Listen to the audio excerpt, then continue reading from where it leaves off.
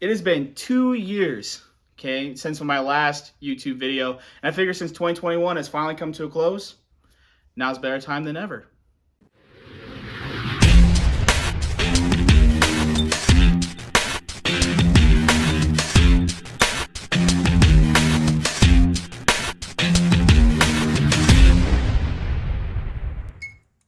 Hello, everyone, and welcome back to Zach Attacks Movies. I'm your host, Zach Aaronholtz, and now it is time to rank my top 10 favorite movies of 2021. 2021 has been a fun year for film. I believe I've seen 33 different movies this year, which is a step down from 2019, but a big upgrade from 2020. Before we get into our top 10, I do have to give out honorable mentions. To begin with, we have The Green Knight, Ghostbusters Afterlife, Don't Look Up, The Power of the Dog, and Free Guy. I loved all those different movies. I just had 10 more that beat it out. So let's begin with number 10.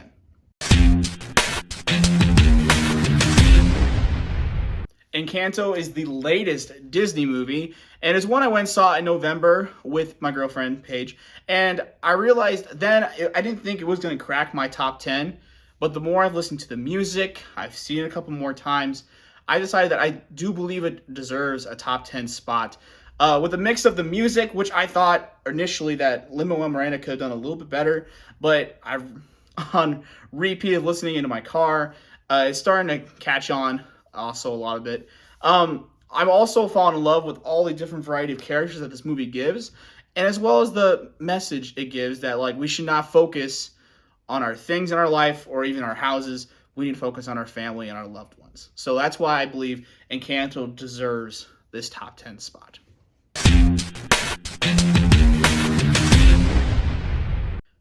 The Suicide Squad was a movie that I was honestly really looking forward to because James Gunn finally gets the helms for this movie that I think just fits his personality, his filmmaking style. It is definitely a huge upgrade from the last Suicide Squad movie.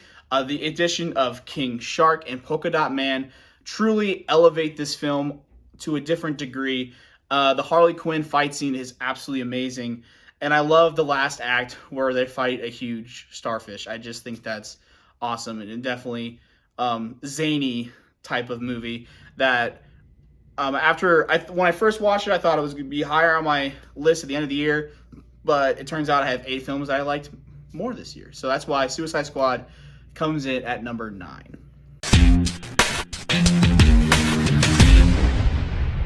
Tick, Tick, Boom is the story of Jonathan Larson, the creator of Rent, and kind of how his life looked before Rent. He was living in poverty. He really didn't have a lot going for him. All I knew is that he had a song in his heart and a story to tell.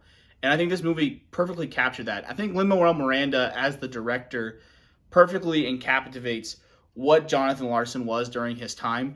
And also a huge shout out to Andrew Garfield, who absolutely nailed the performance for this. I feel bad for him a little bit because when he went on tour, he got all asked Spider-Man questions. Nothing about Tick, Tick, Boom, but all the kudos to Andrew Garfield for his performance here as Jonathan Larson. He absolutely nailed it. If you know me, tennis is one of my favorite sports to play and one of my favorite sports to watch. And so this movie is kind of directed right towards me. And King Richard was honestly now one of my favorite sports movies of all time. King Richard tells the story of Serena and Venus Williams at a young age and when they're getting first introduced into the game of tennis. And it's more of the story of their father, Richard, that is played by Will Smith, and kind of how he raised his daughters to be these amazing people and these amazing athletes and to always do the right thing and to work hard for where you want to go in life. And honestly, this story is honestly meant for me. It tells the story of Serena and Venus Williams, who are honestly one of my favorite tennis players of all time. And this biopic that it presents is honestly really captivating. The tennis games that they play, honestly, every single time they hit the tennis ball, it feels like a rocket is being shot off. And so I think they shot the tennis game action really, really well. And honestly, the story and the emotion that this movie packs in is honestly worth the watch.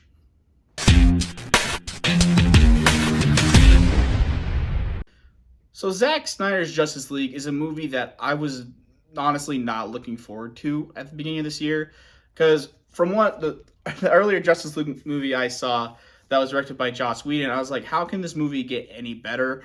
Then I heard might be a series, 10 different parts, and I heard it was a 4-hour long movie, and I'm like, what the heck? Like, this is gonna be insane.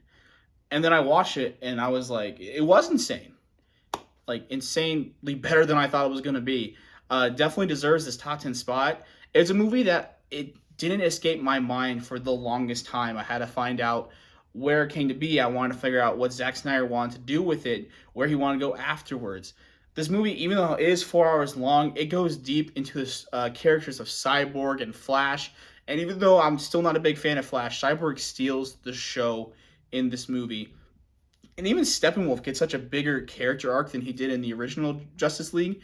And so being able to see this movie come out and being for us fans to see it is honestly an amazement to me that I still been able to go on HBO Max and watch this. So it definitely deserves a top 10 spot. Before we get to the top 5 movies of 2021, I do want to give out 5 more honorable mentions.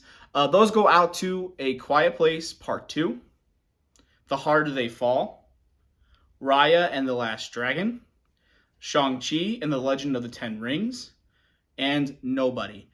Those 5 movies were honestly really tough for me because I wanted each of those movies to be in my top 10 spot because I wanted to talk about them. If you really want me to hear my thoughts on those specific films, let me know down in the comment section. If I can get a video uploaded for that. Those are each movies I really want to talk about, and I wish deserve a top 10 spot. But like a top 10 list, there's only 10 movies. So with that out of the way, let's get to number 5. Boo. West Side Story is the new Steven Spielberg movie. And if you don't know me, Steven Spielberg, I'm kind of a fanatic. When I heard he was gonna take on this project, it's his first step into making movies about making musical movies. And so I was wondering if he would be able to pull it off. And obviously it's Steven Spielberg. So obviously he did. This movie is so much better than the 1960s version. There were so many outstanding performances in this one. The cinematography is honestly so well done. The choreography with the different dance music numbers were honestly outstanding. This movie I was really looking forward to in 2020. And then obviously it didn't come out because, COVID. And so it was honestly one of my most anticipated 2021. And I can for sure say that it delivered.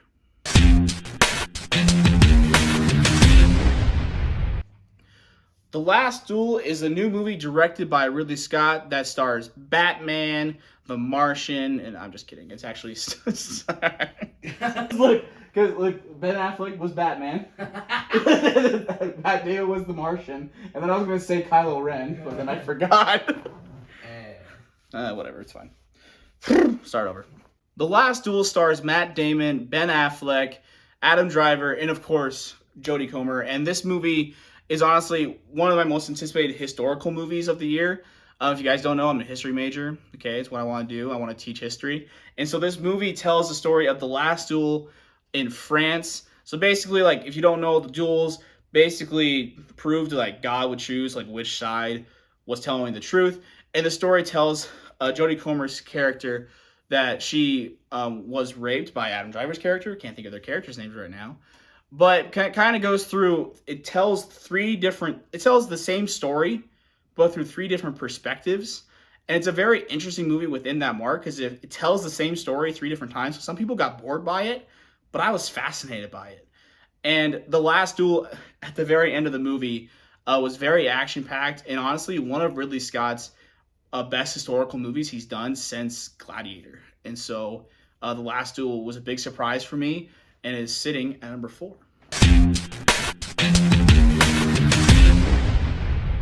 The Mitchells vs. the Machines came out in April, but I didn't watch it until late November or early December.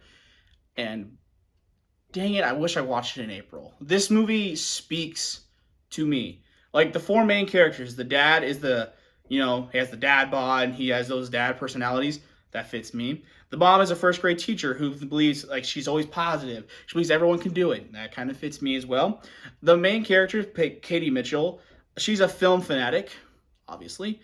And the 4th family member, the brother, it loves dinosaurs. Okay, I'm just gonna. Okay, I love dinosaurs too. Okay, this movie spoke to me. It even though it talks about like the robot apocalypse, which was honestly so much fun within this movie as well.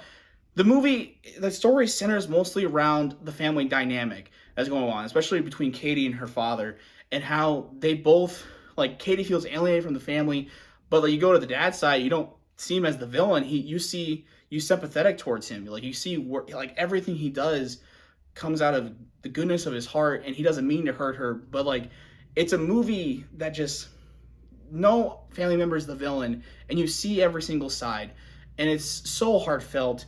I love the dog, and honestly, the Furby part where the huge Furby comes out is honestly one of my favorite parts of the movie.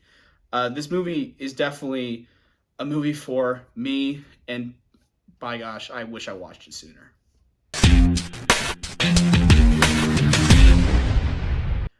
Dune, the new film from Denis Villeneuve, was honestly one of my most anticipated movies of 2020, and obviously had to become one of my most anticipated of 2021.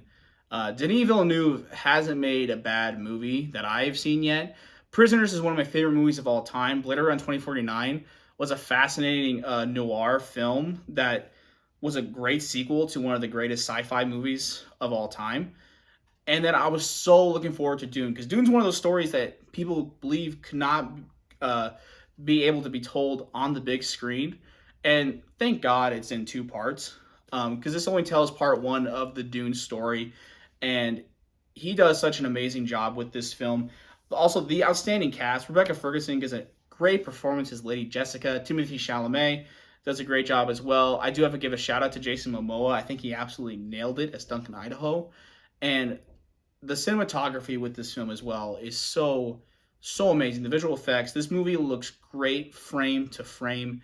And honestly, I thought it was going to be my number one movie after I saw it in October because it is a movie that I've been looking forward to for so long. And I thought it was going to be number one, but then A Friendly Neighborhood Spider-Man came along.